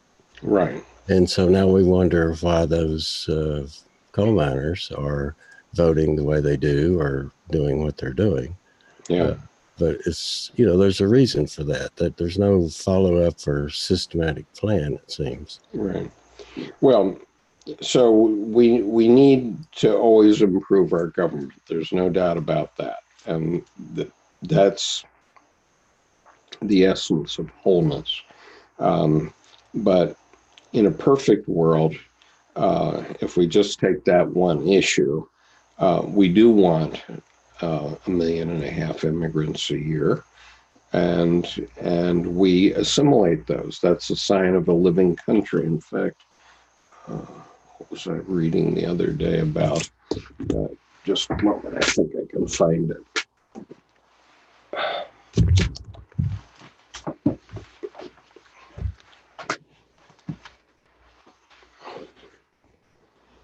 Okay, so Jung had a comment in Mysterium Conjunctionis that I thought was particularly apt on this point. And he's talking about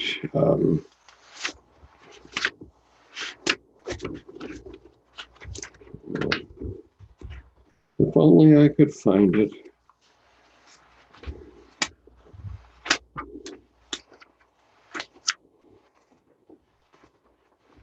Actually, While you're looking for that, as thinking of what you read, I'm thinking, well, maybe I did go to public school in junior high, so maybe my phys ed teacher was a Calvinist. Maybe they shouldn't have Calvinists teaching young teenagers square dancing.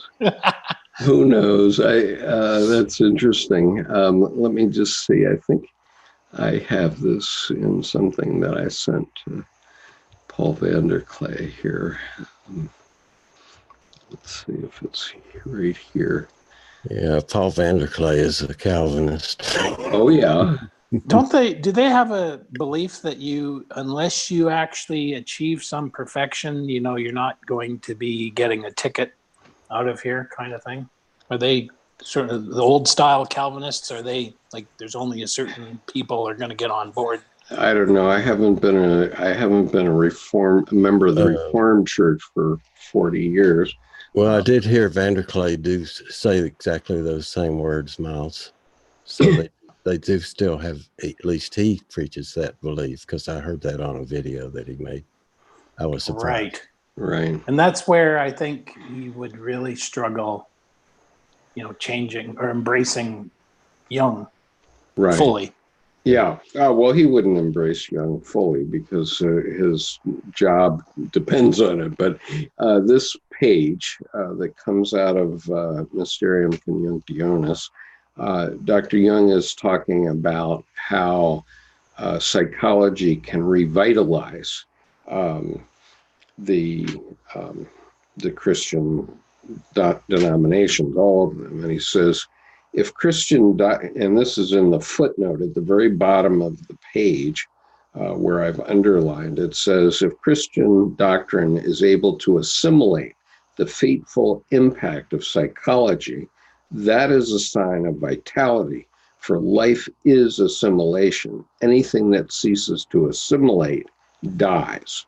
Okay, and so my point is that the United States has always been a living entity in the sense that we've always been able to assimilate all ethnic groups, people that we brought here against their will as slaves, and the Irish, the Italians, there's in the United States, in Ireland, there's 4 million people. In the United States, there's 14 million Irish Americans.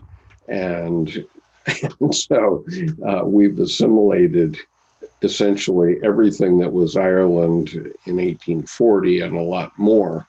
And so the same is true of the Italians, the Romanians, the Hungarians, the Russians. We have every flavor here, and they've all been assimilated into the country, which gives us a sense that we have a living country here, as opposed to a place like Japan where they don't accept immigration. And I had a daughter born in Japan, but the Japanese definitely didn't want her, and I had to get a passport photo of her made when she was a week old, and had to get a passport issued when she was a week old. And my wife taught a couple of years of English in Japan, and apparently there is a saying over there that goes something like, if you are the peg that is sticking up, you're going to get hammered down. That's right. Yep.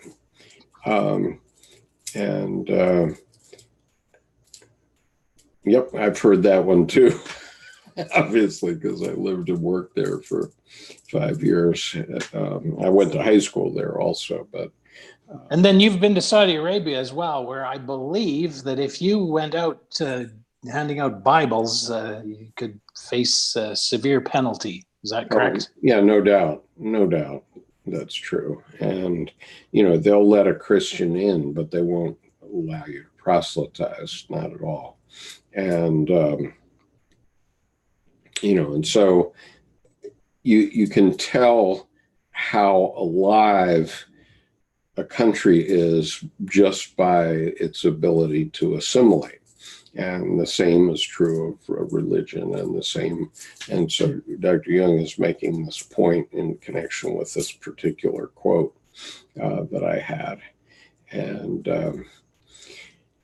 it's all, but it's the very meaning of America. I mean, I went around the country for 15 years, around the world for 15 years, asking people, what is the one, what's the secret sauce of America? What makes us, the strongest economy and the strongest militarily?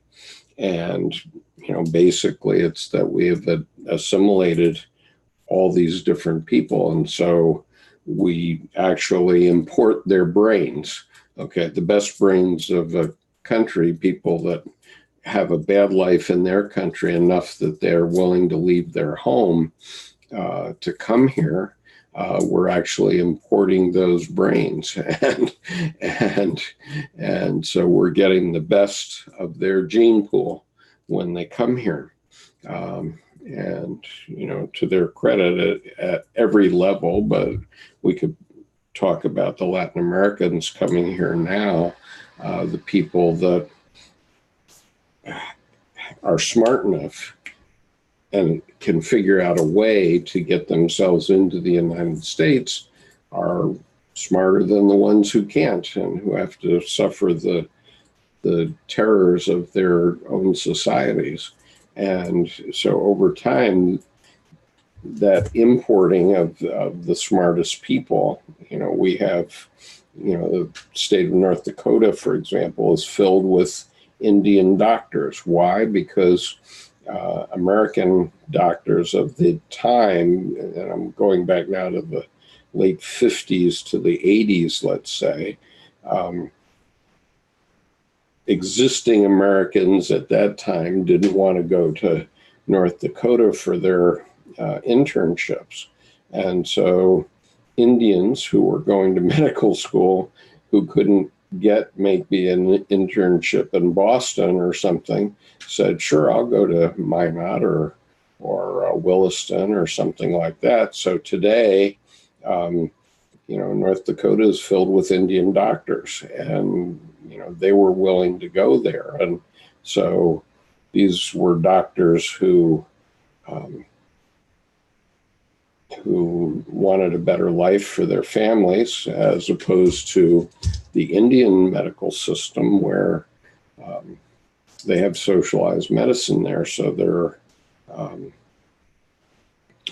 doctors can't, somebody who's trained as a doctor can't always get a job in the healthcare system. Whereas here we are running about 35% short on doctors who are willing to take internships in the U.S. We could take a lot more. Skip, I have a quick question. So for everybody listening, I'm in Canada, but is it your First Amendment that guarantees free speech? Yes. I'm one to wave the Canadian flag, but I did learn something interesting just the other day that I didn't realize, is that our freedom of speech is in our Charter of Rights. Mm-hmm. And it actually is subjected or can be subjected to what is called the notwithstanding clause. So in other words, a province or even a federal government could actually declare freedom of speech off the books for up to a 5-year period. So you're actually, it seems to me, you actually have a stronger freedom of speech law in the U.S. Well, we do, and it's an important law, so I'll just read it. It's only 45 words. Amendment 1 of the Constitution. Congress shall make no law respecting an establishment of religion or prohibiting the free exercise thereof, or abridging the freedom of speech or of the press, or the right of the people peaceably to assemble and to petition the government for a redress of grievances. So, so there's actually 5 rights in that 45 words. There's the right to have no law as respecting a religious institution.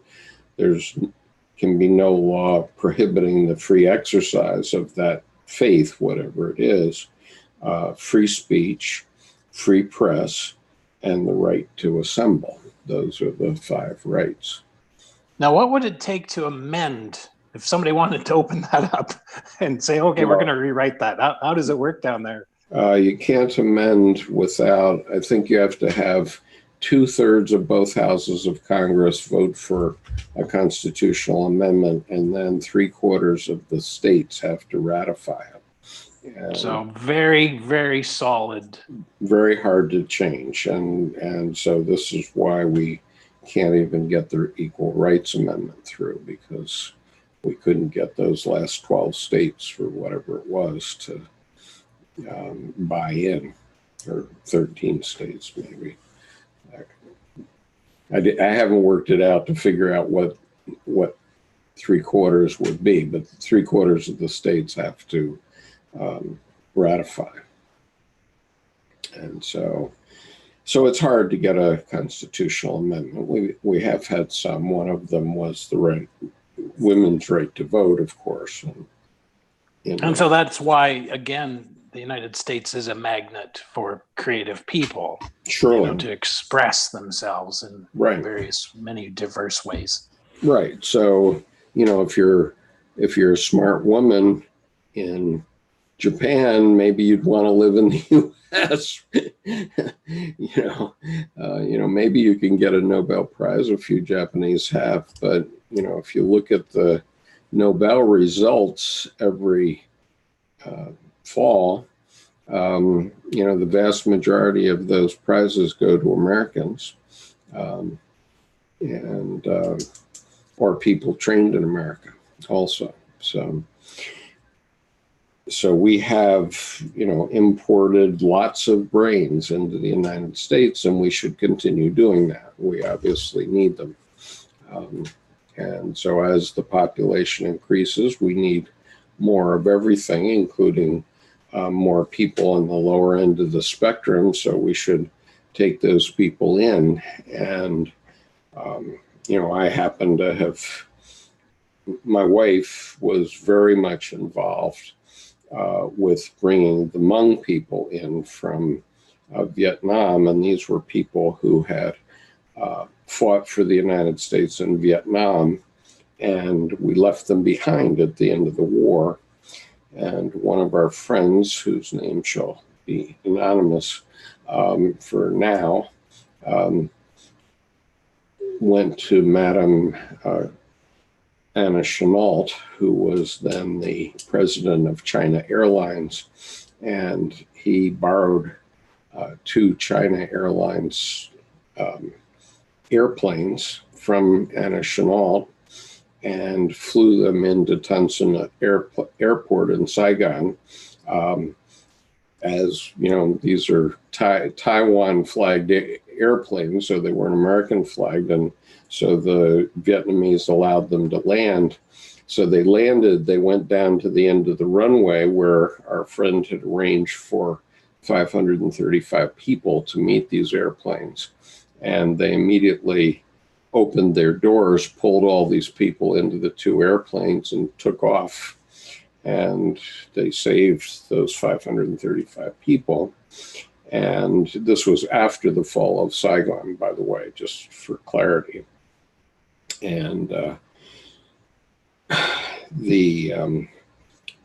when that gentleman was retiring, I'm not going to talk about what his profession was or where he worked, but there was a special party for him at the Mayflower Hotel, and he was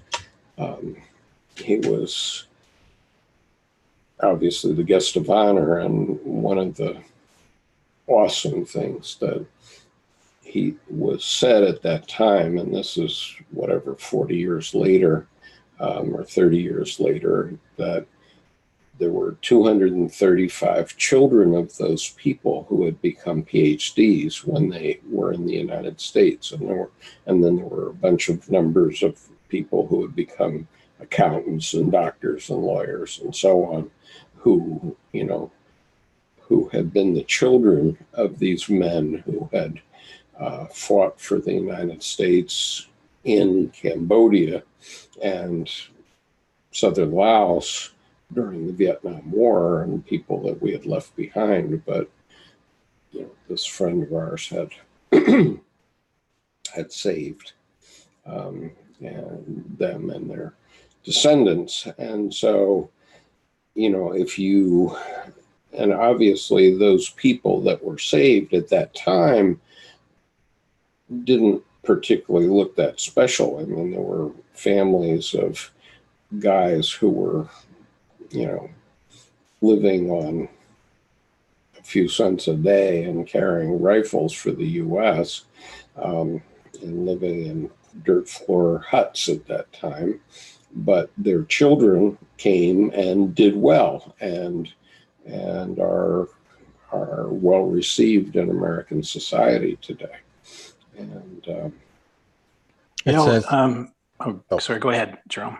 Oh, I was going to say that is remarkable. We had a similar situation where they took those in our city, and they were welcomed, and all the children were flourished and they were given the opportunity, and they were given education. They were welcomed to the United States, and the whole community embraced those people and got them on the right track. We even had a restaurant that was, formed, but the children are just flourished like crazy. It's amazing what type of opportunity you can provide from an educational standpoint and a societal standpoint.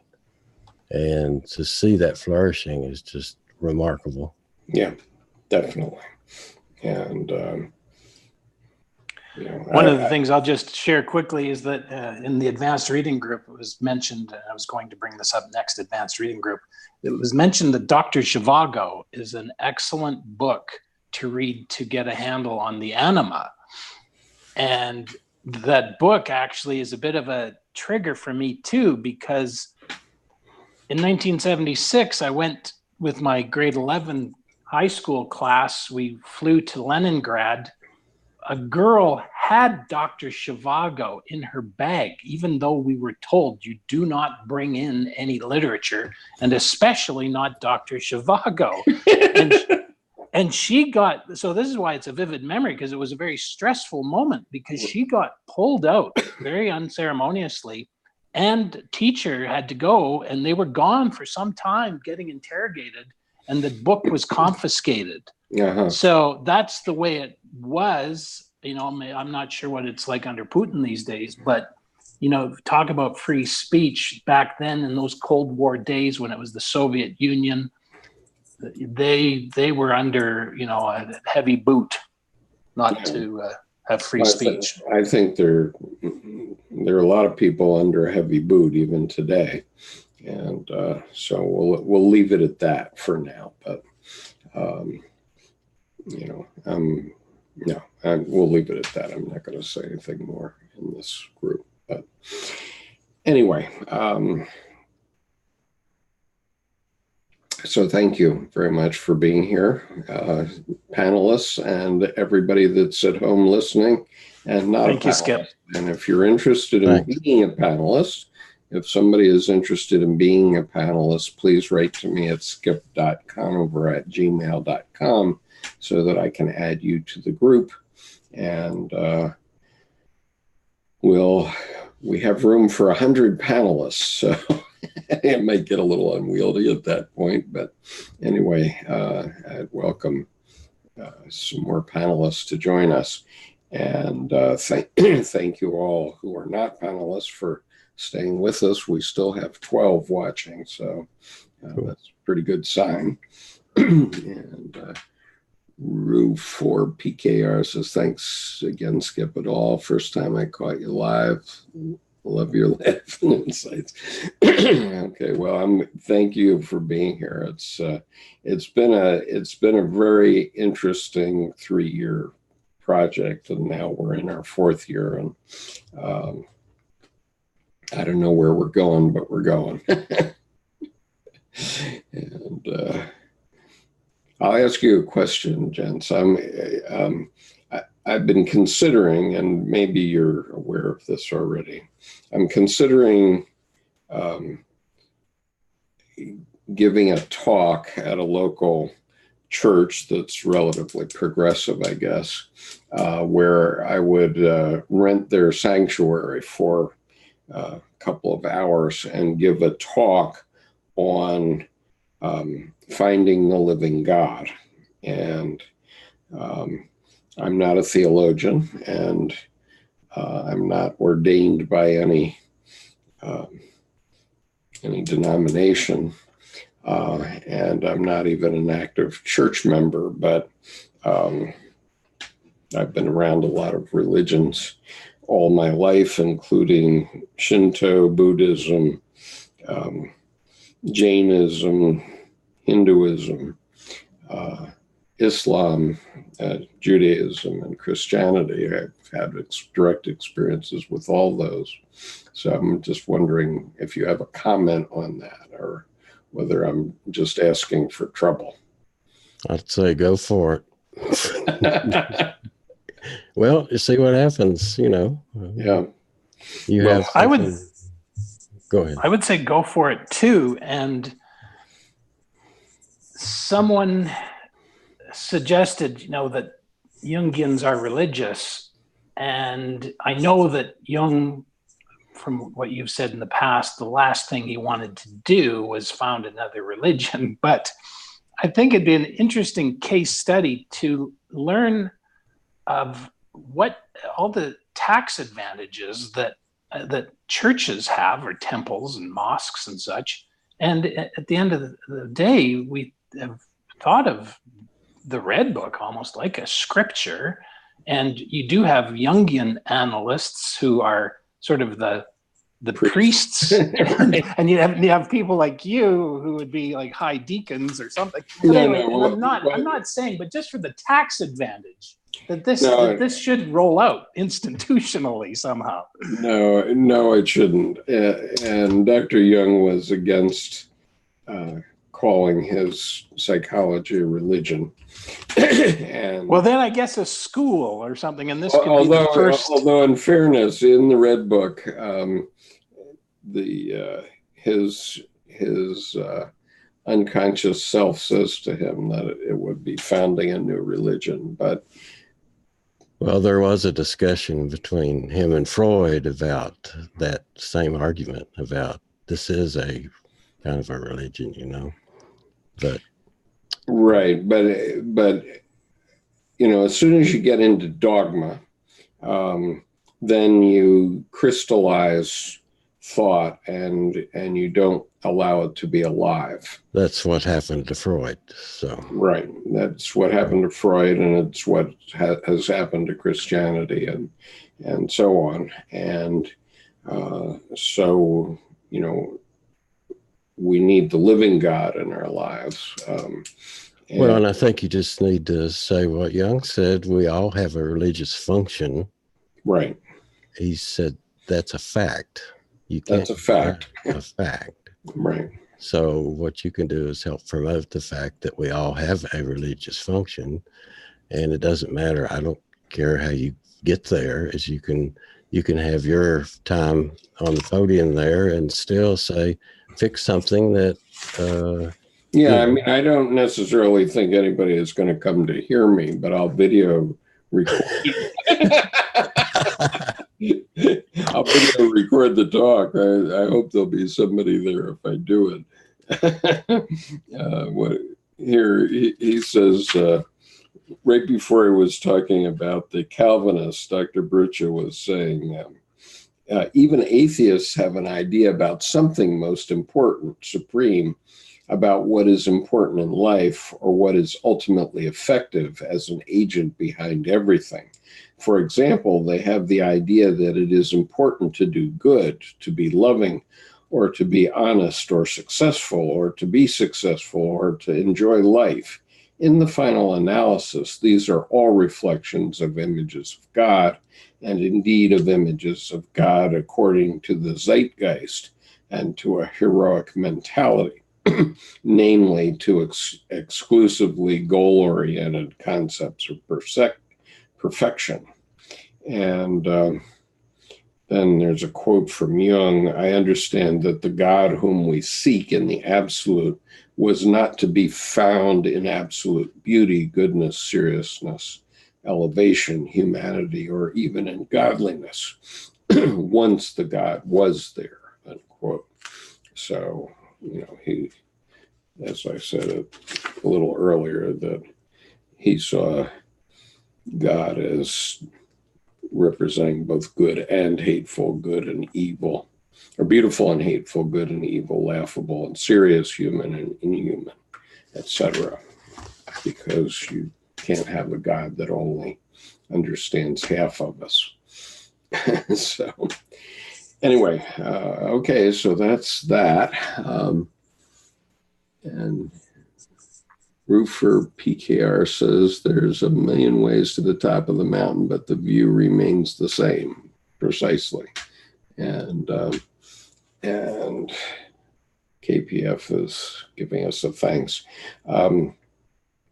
Yeah, there are many ways to the top of the mountain, and I've often struggled with religion throughout my life. So, but now I feel as if I know God in the sense that Dr. Jung knew God.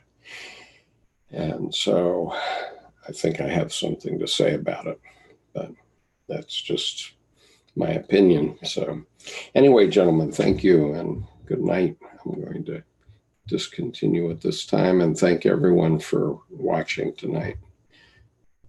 Take care now.